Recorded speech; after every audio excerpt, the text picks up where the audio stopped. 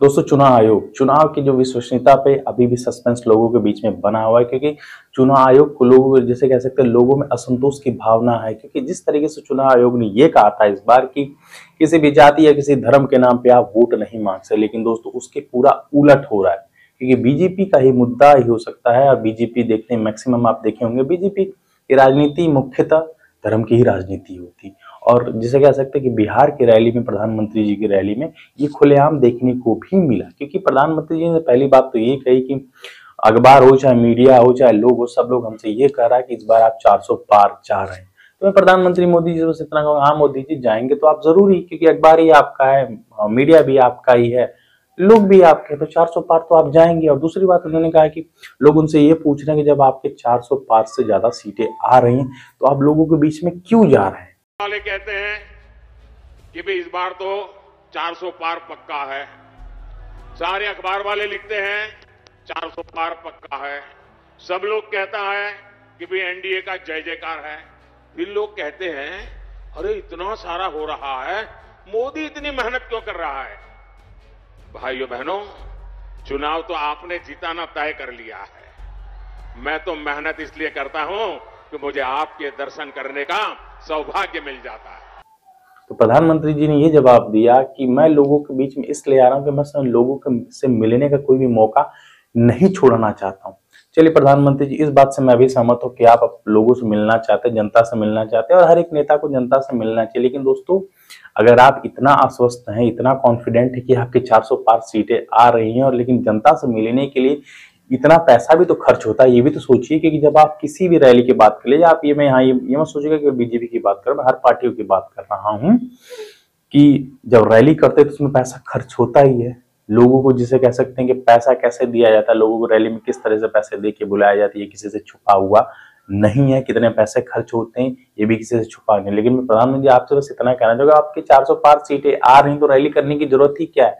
उस पैसे को बचाइए, उस पैसे को बचा के किसी को दान कर सकते हैं, गरीबों में दान करवा सकते हैं, मतलब कुछ भी करवा सकते हैं उस पैसे से, अगर आप इतने कॉन्फिडेंट हैं 400 पार की सीटों के लिए तब।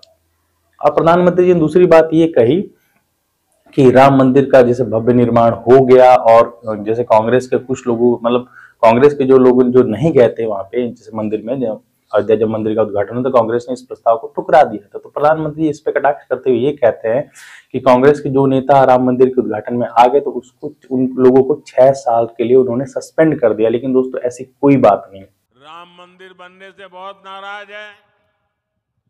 कांग्रेस के शाही परिवार ने राम मंदिर की प्राण प्रतिष्ठा का न्योता ठुकरा दिया। कांग्रेस के जिन नेताओं ने इस कदम को गलत बताया, उन्हें पार्टी से निकाल दिया गया। और एकाध दो जो अगर वहां पहुंच गए प्राण प्रतिष्ठा में, प्रभु राम के चरणों में सर झुकाया, तो उनको 6 साल के लिए पार्टी से निकाल दिया। कांग्रेस के जैसे एक मंत्री गए थे वहां पे, उनको कोई सस्पेंड किसी ने नहीं किया, वो आराम से आज भी मंत्री हैं।